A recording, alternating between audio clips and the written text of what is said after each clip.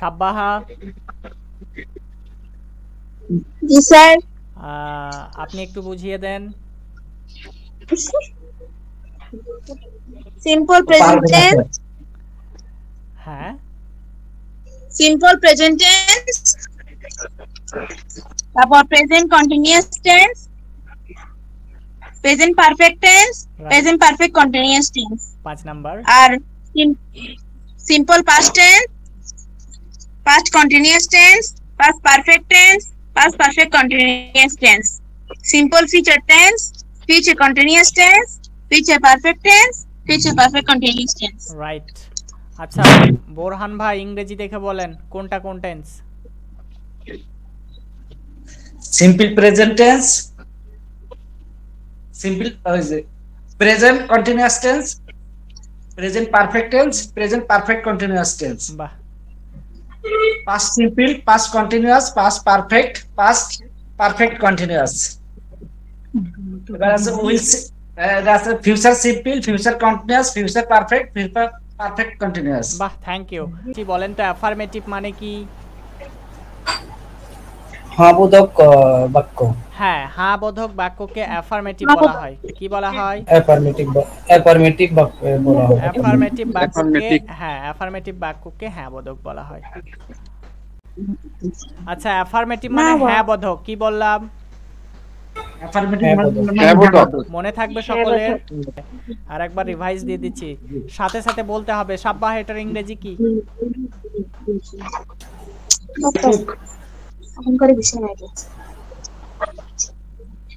I cook. I cook মানে আমি রান্না করি।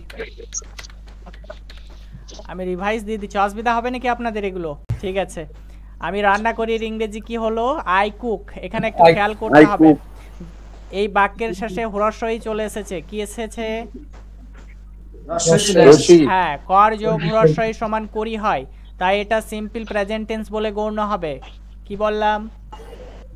Simple present tense. হ্যাঁ, সিম্পল প্রেজেন্ট টেন্স বা প্রেজেন্ট ইনডিফিনিট গণ্য টেন্স হবে, কারণ এর শেষে হ্রস্বই চলে এসেছে। তো সিম্পল প্রেজেন্ট টেন্সের স্ট্রাকচার হচ্ছে প্রথমেই সাবজেক্ট লিখতে হয়। সাবজেক্ট কি কে বলতে পারবে সহজভাবে? আমি হ্যাঁ, বাক্যের মধ্যে যে কাজ করে বা বাক্যে যাকে উদ্দেশ্য করে কিছু বলা হয় সেই সাবজেক্ট। মনে থাকবে, বাক্যে যার সম্পর্কে কিছু বলা হয় বা বাক্যে যে কাজটা করে সেটাই হচ্ছে সাবজেক্ট। যেমন আমি বললাম রহিম ভাই রান্না করে। কি বললাম? রহিম রান্না করে। তো রান্না করা কাজটা কে করছে? রহিম করছে। তো এখানে রহিমই সাবজেক্ট হয়ে যাবে। রহিম কি হয়ে যাবে? সাবজেক্ট হয়ে যাবে। আমি যদি বলি রাজ খুব ভালো ছেলে, কি বললাম? রাজ খুব ভালো ছেলে। কাকে উদ্দেশ্য করে কথাটা বললাম? রাজকে উদ্দেশ্য করে আমি কথাটা বললাম, তাই এখানে রাজ হচ্ছে সাবজেক্ট। কি হবে? রাজ হচ্ছে সাবজেক্ট। তাহলে যাকে উদ্দেশ্য করে ইনশাআল্লাহ কালকে। ওকে ফাইন, ঠিক আছে, থ্যাংক ইউ। যাকে উদ্দেশ্য করে কথা বলা হয় সেও সাবজেক্ট হয়ে যায়। যেমন এখনই বললাম রাজ খুব ভালো ছেলে, আমি রাজকে উদ্দেশ্য করে কথাটা বললাম যে রাজ খুব ভালো ছেলে, তাই রাজ কি হয়ে গেছে? সাবজেক্ট হয়ে গেছে। মনে থাকবে সকলের? জি স্যার, মনে থাকবে। হ্যাঁ, তো সাবজেক্ট হিসাবে আমরা সাধারণত ব্যবহার করি আই। কাকে ব্যবহার করি? আই। আর ব্যবহার করি ইউ। আর কি ব্যবহার করি? উই। দে।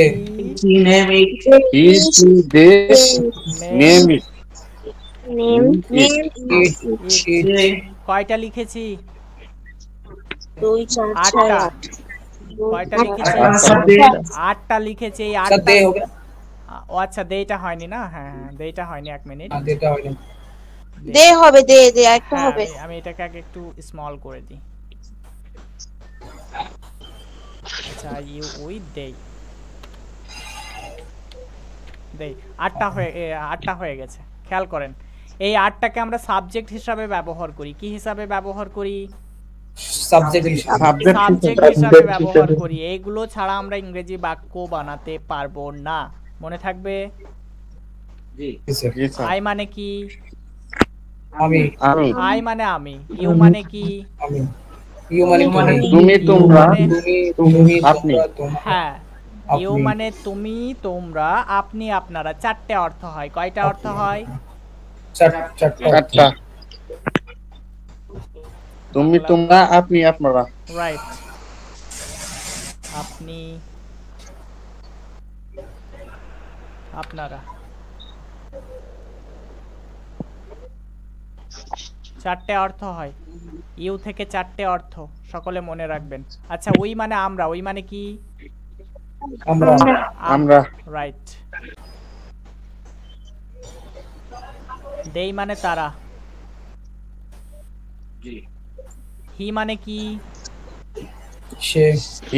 মানে এখানে সেটা কার জন্য? ছেলেদের ক্ষেত্রে। ছেলেদের ক্ষেত্রে ব্যবহার করা হয়। হ্যাঁ। আর এখানে সি মানেও সে। সি মানে কি? এটা মেয়েদের ক্ষেত্রে। নেম মানে যে কোনো ধরনের নাম হতে পারে, গাছের নাম, মাছের নাম, মানুষের নাম, যে কোনো নামই সাবজেক্ট হয়ে যেতে পারে। ইট মানে ইহা। ইট মানে কি? ইট মানে ইহা। তাহলে আমরা এগুলোকে সাবজেক্ট হিসাবে ব্যবহার করি, মনে থাকবে তো সকলের? জি স্যার। জি স্যার। আচ্ছা, তাহলে এগুলো হচ্ছে সাবজেক্ট। তাহলে যখন সিম্পল প্রেজেন্ট টেন্স চলে আসবে, প্রথমে আমরা এই জিনিসগুলোকে বসাবো। দেখতে পাচ্ছেন সকলে? এই জিনিসগুলোকে আগে ইংরেজিতে, হ্যাঁ, এই জিনিসগুলোকে আগে বসিয়ে নেব, তারপরে আমরা ভার্ব ব্যবহার করব। ভার্ব মানে বোঝেন? আমাদের একটা নতুন ভাই এসেছে, ওকে একবার জিজ্ঞেস করি। আমাদের হৃদয় ভাই, ভার্ব বোঝেন? এখানে কোনো লজ্জা করবেন না। দেখেন, আমি সকলকে বলছি, 100 বার যদি না বুঝতে পারেন 100 বার বলেন, আমি 100 বার বোঝাবো। সকলকে আমি একটাই কথা বলি, সব স্টুডেন্টকে একটাই কথা বলি, লজ্জা না করে বলবেন যে ওরা পারছে, আমি বুঝতে পারি না, লজ্জাতে বলতে পারছি না, এমনটা নয়। আপনি বলুন, আমি এটাই চাই। আপনি না বুঝতে পারলে আমি আপনার জন্য আছি, আর আমি তাদেরকেই বেশি এখানে গাইড করব। যারা পারে তাদের কতটা ফোকাস করব না কিন্তু। বলেন হৃদয়, আমাদের কি নামটা ভুলে যাই। হ্যাঁ স্যার, হ্যাঁ স্যার, বলেন। ভার্ব, ভার্ব বোঝেন? ভার্ব কাকে বলে এটাই আমি জানতে চাইছি। স্যার একটু বুঝান, আমি আচ্ছা, আজকে দেখে ঠিক আছে। দেখেন, আমরা অনেকে ভার্ব মানে ক্রিয়া বুঝি, রাইট? আমরা অনেকে বলি যে ক্রিয়া মানে কাজ। ক্রিয়া মানে কি বলেন তো? কাজ। ক্রিয়া মানে কাজ। অনেকে মনে করি যে গায়ে গতরে খেটে যে কাজ হয় সেটাই কাজ, রাইট? যেমন ধরেন ধান কাটা, গাড়ি চালানো, মাথায় লোড নেওয়া, মাটি কাটা, এগুলোই তো আমরা কাজ মনে করি সাধারণত, রাইট? কিন্তু এর বাইরেও যে কাজ আছে, এর বাইরেও যে কাজ আছে, যেমন ধরেন আমি বললাম আমি ঘুমাই, আমি ধরেন ঘুমাচ্ছি, এটা যদি বলি একটা কাজ, যারা বোঝে না সাধারণত তারা বলবে এটা আবার কি করে কাজ হয়, বলবে না?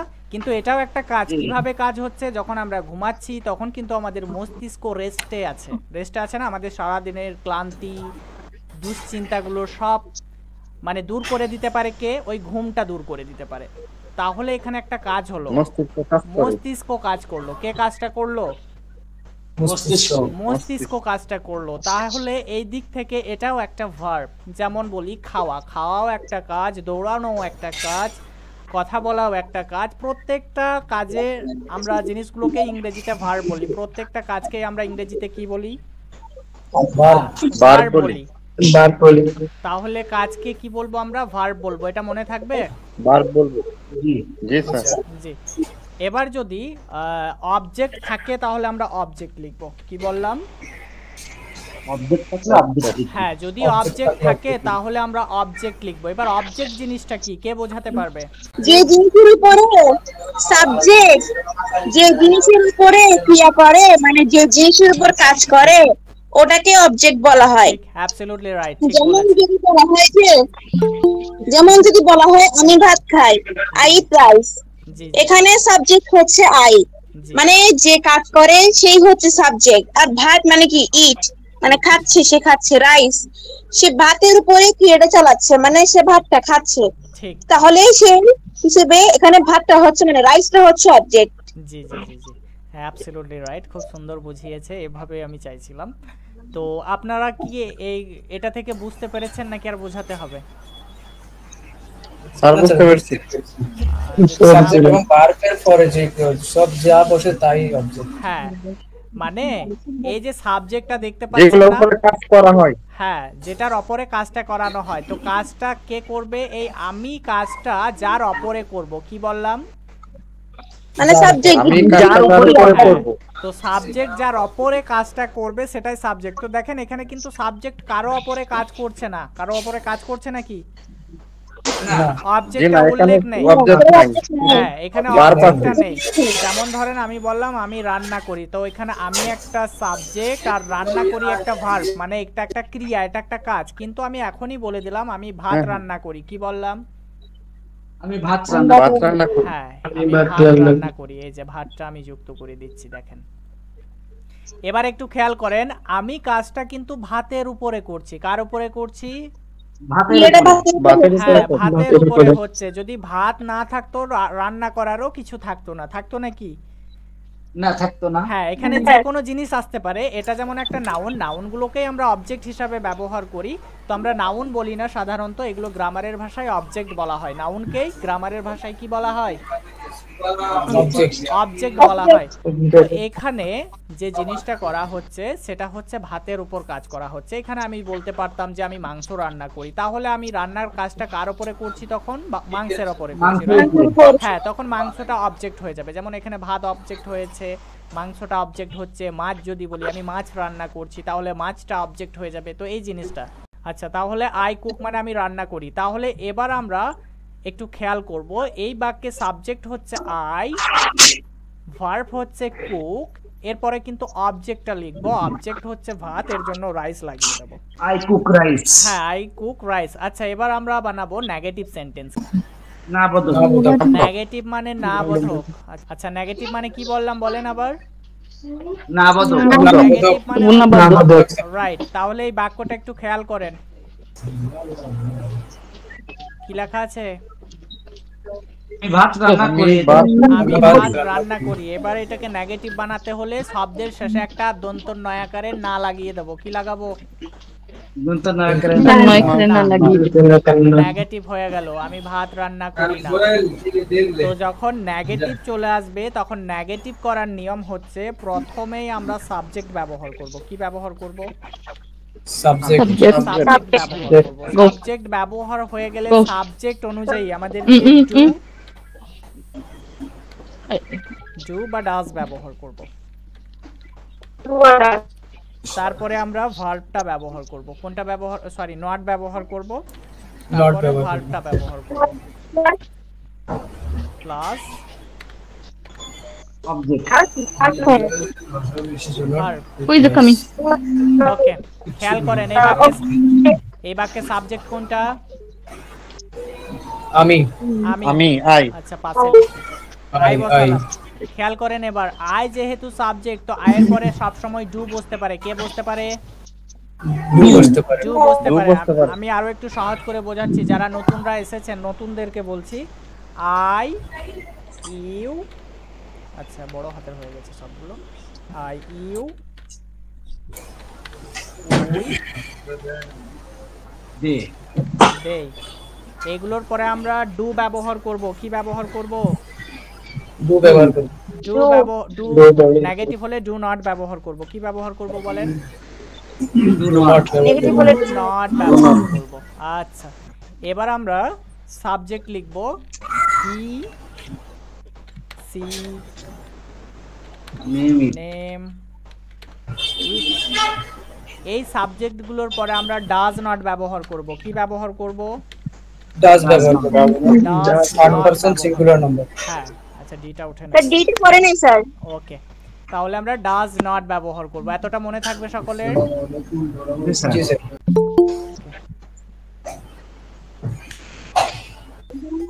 ওকে, তাহলে একটু খেয়াল করেন এখানে সাবজেক্ট কি এসেছে? আই। আই এসেছে। তাহলে দেখেন আই আছে এই যে এই লাইনে, তাহলে আমাদেরকে কি চুজ করতে হবে? ডু নট চুজ করতে হবে। ডু নট লিখে ফেললাম। এরপরে আমরা ভার্বটা লিখবো। ভার্ব কোনটা? কুক রান্না। ভাত রান্না, কুক। কুক বসাবো, তারপরে রাইস লিখে ফেলবো। ডি পড়ে নাই স্যার ওখানে। ও আচ্ছা, ডিটা পড়ে। ওনার কুক রাইস হয়ে গেছে। I do not cook rice. Cook rice. আমি ভাত রান্না করি না। আমি ভাত রান্না করি না। আচ্ছা এবার আমরা শিখবো ইন্টারোগেটিভ সেন্টেন্স মানে হচ্ছে সাধারণ প্রশ্নবোধক। হ্যাঁ সাধারণ প্রশ্নবোধক বাক্য বোধক প্রশ্নবোধক। হ্যাঁ অর্থাৎ ইয়েস নো কোশ্চেন, ইংরেজিতে বলা হয় কি হ্যাঁ। Yes no question. Yes, no question. Yes no question, yes no question. Okay আচ্ছা এবার আমরা ইন্টারোগেটিভ বানাবো। কি বানাবো? এই বাক্যটাকে খেয়াল করেন কি লেখা আছে, সকলে পড়েন। আমি আমি ভাত রান্না করি। আমি ভাত রান্না করি। তো এই বাক্যের 2 নম্বরে Yes. কি শব্দ জুড়বো? কি শব্দ জুড়বো? আমি কি ভাত রান্না করি? হ্যাঁ এই যে কি বানানটা দেখতে পাচ্ছেন এখানে, কর্মকার কি? কয়ের রসইকার কি, কয় নম্বরে যুক্ত করব? কি 2 নম্বরে।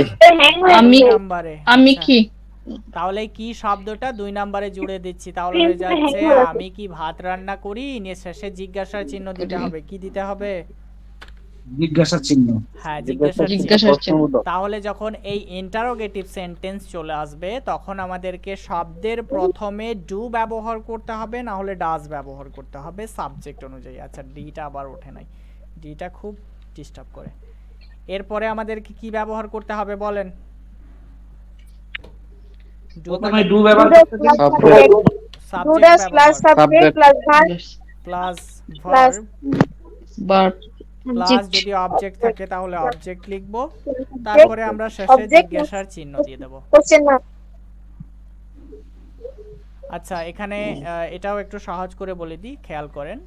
এখানে যে সাবজেক্টগুলো আমরা দেখতে পাচ্ছি, সকলে দেখতে পাচ্ছেন? জি ইয়েস এই সাবজেক্টগুলো আমি আবার নিয়ে আসলাম। আই ইউ উই দে, এই সাবজেক্টগুলো যদি চলে আসে মানে কোনো আই বাক্যের উই মধ্যে, ইউ তাহলে প্রথমে আমরা ডু ব্যবহার করব। কি ব্যবহার করব? ডু ডু Do ব্যবহার ব্যবহার করব। করব। ওকে আর যদি এই সাবজেক্ট চারটে চলে আসে, দেখতে পাচ্ছেন he she name it, He, she, name it. হ্যাঁ জি, যদি স্যার। এই চারটে সাবজেক্ট চলে আসে তাহলে আমরা ডাজ ব্যবহার করব। কি ব্যবহার করব? ডাজ ব্যবহার করব। আচ্ছা তাহলে একটু খেয়াল করেন তো, এই বাক্যে সাবজেক্ট কি আছে? সাবজেক্ট আছে আমি, এর ইংরেজি হচ্ছে আই, রাইট? আই তাহলে আমাদেরকে প্রথমে কি নিয়ে আমি আসতে রাখি হবে দিন। বলেছি? ডু Do ডু নিয়ে নিয়ে আসতে আসতে হবে। হবে, এই যে ডুটা ডু নিয়ে বসিয়ে আসতে হবে। ফেললাম। এরপরে আমাদেরকে সাবজেক্ট লিখতে হবে। কি লিখতে হবে? সাবজেক্ট তো লিখতে হবে। এখানে Subject। সাবজেক্ট আমি, এর জন্য আই বসিয়ে নিলাম। এরপরে আমাদেরকে ভার্ব ব্যবহার করতে হবে কুক, তারপরে রাইস বসিয়ে দেব, নিয়ে শেষে জিজ্ঞাসার চিহ্ন দিয়ে শেষ করে দেব ডু আই কুক রাইস, আমি কি ভাত রান্না করি। কি বললাম? I cook do I cook rice. Rice হ্যাঁ I do cook I cook rice, আমি কি I ভাত রান্না করি। W WS question. WH question, এটাও একটা প্রশ্নবোধক। কি বললাম? একটা প্রশ্নবোধক এটাও একটা প্রশ্নবোধক। তবে এই বাক্যগুলো যখন বানাতে যাব, বাংলা বাক্যের 2 নম্বরে কয়ে দীর্ঘইকার লাগাবো। কি বললাম? কয় দীর্ঘের কি দীর্ঘের কি? দীর্ঘের কি 2 নম্বরে লাগাবো। কয় নম্বরে লাগাবো? 2 নম্বরে। 2 নম্বরে লাগাবো। তো এগুলো কিন্তু ইয়েস নো কোশ্চেন নয়, এগুলোতে ব্যাখ্যা করে বলতে হয়, মানে উত্তরটা হয় ব্যাখ্যামূলক। উত্তরটা কি হয়? ব্যাখ্যামূলক। ব্যাখ্যামূলক, রাইট। যেমন একটা উদাহরণ দিচ্ছি, সে কি রান্না করে। কি বললাম? সে কি রান্না কি করে? রান্না কি করে? রান্না সে কি রান্না করে।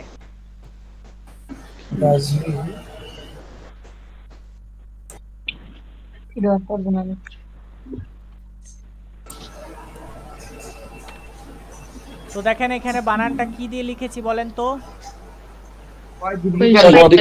হ্যাঁ কয়ে দীর্ঘইকার দিয়ে লিখেছি। যখন কয়ে দীর্ঘইকার দিয়ে কোনো বানান পাবেন সেই ক্ষেত্রে আমাদেরকে কি করতে হবে? WH কোশ্চেন দিয়ে বাক্য বানাতে হবে। কি দিয়ে বানাতে হবে বলেন? WS question. WH কোশ্চেন বানাতে হবে। আচ্ছা তো এই বাক্যের আমি নিয়মটা বলে দিই আগে, একটু সহজ করে এখানেও বলে দিই।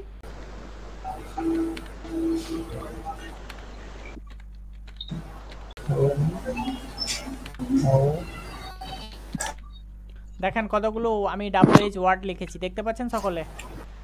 আরো আছে WH কোশ্চেন, আমি ওগুলো নিয়ে আসি নাই। আচ্ছা খেয়াল করেন, আমরা যখন কি দিয়ে বানানটা পাবো তখন এগুলো শব্দের প্রথমে লিখব। জি তারপরে আমরা ডু না হলে ডাজ ব্যবহার করব। কি ব্যবহার করব? ডু না হলে ডাজ। ডু না হলে ডাজ ব্যবহার করব। ডু না হলে ডাজ ব্যবহার করব।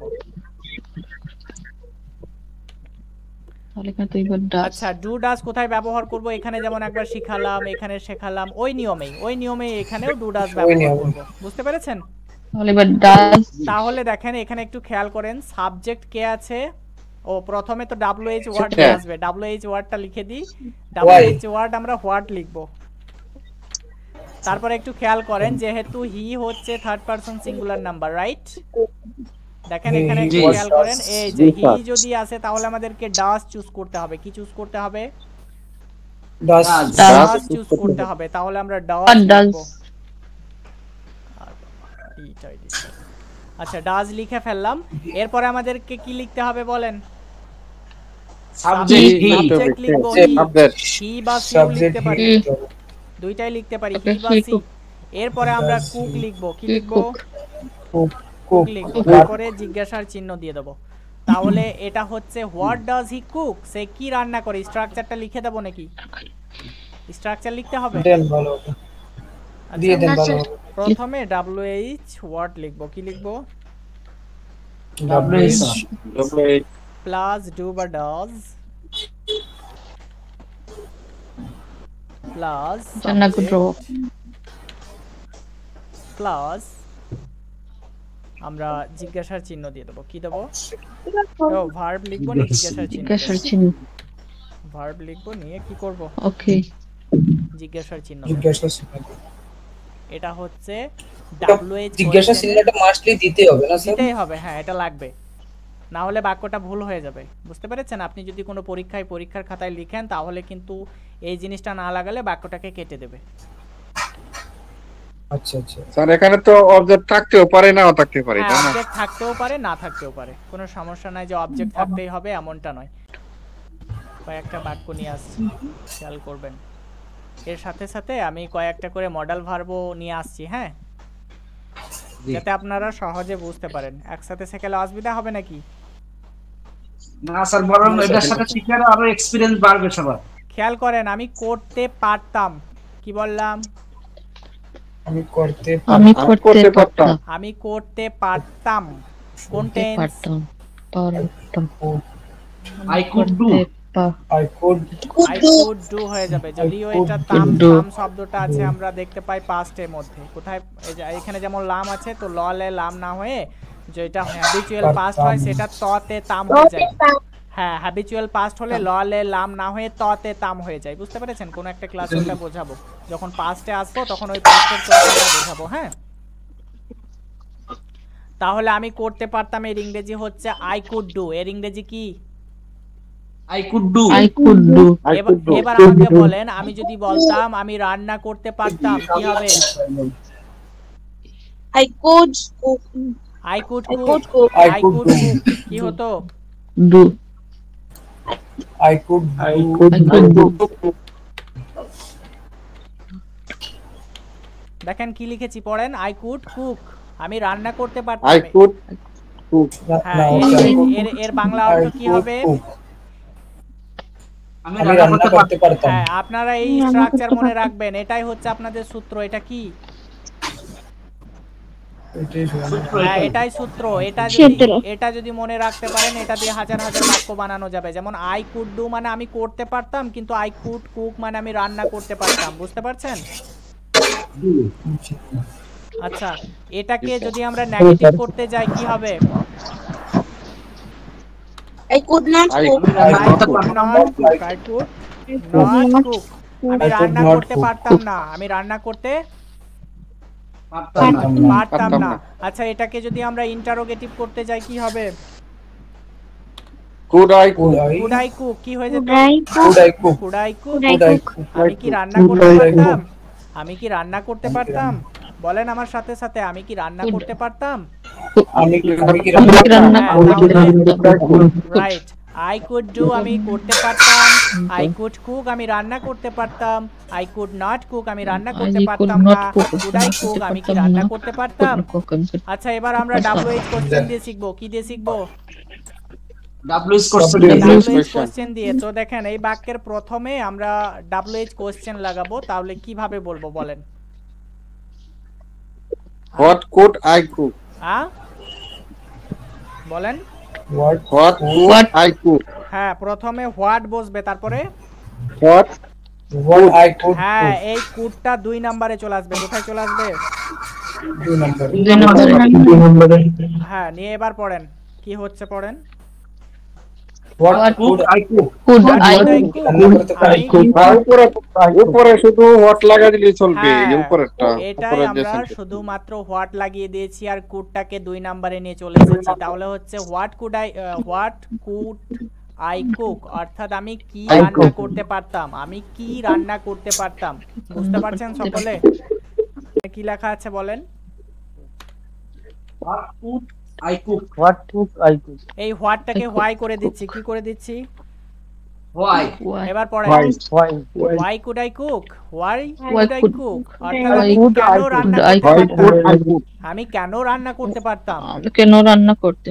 আচ্ছা দেখেন আমি কেন এই রান্না বাক্যটাকে আমি করতে আবার নিয়ে পারতাম? নিচ্ছি, এই বাক্যটাকে আবার আমি নিয়ে নিচ্ছি, খেয়াল করেন এই বাক্যটাকে আবার নিয়ে নিলাম। এখানে আমি হয়েন বসিয়ে দিচ্ছি, কি বসিয়ে দিচ্ছি? When? When? পড়েন। কখন রান্না করতে পারতাম? হয়েন কুড আই কুক আমি কখন রান্না করতে পারতাম। হয়েন কুড আই কুক আমি কখন রান্না করতে পারতাম। বুঝতে পারছেন? জি। এই বাক্যটাকে আমি আবার একবার নিয়ে নিচ্ছি, খেয়াল করেন। এই যে বাক্যটা নিয়ে নিলাম, এখানে আমি হয়ের লাগিয়ে দিচ্ছি। পড়েন। আমি কোথায় রান্না করতে পারতাম? হোয়ার কুড আই কুক আমি কোথায় রান্না করতে পারতাম। রাইট, রান্না করতে পারতাম। আমি কোথায় রান্না করতে পারতাম। এভাবে অর্থ করতে করতে পারবেন না পারতাম। আপনারা? জি।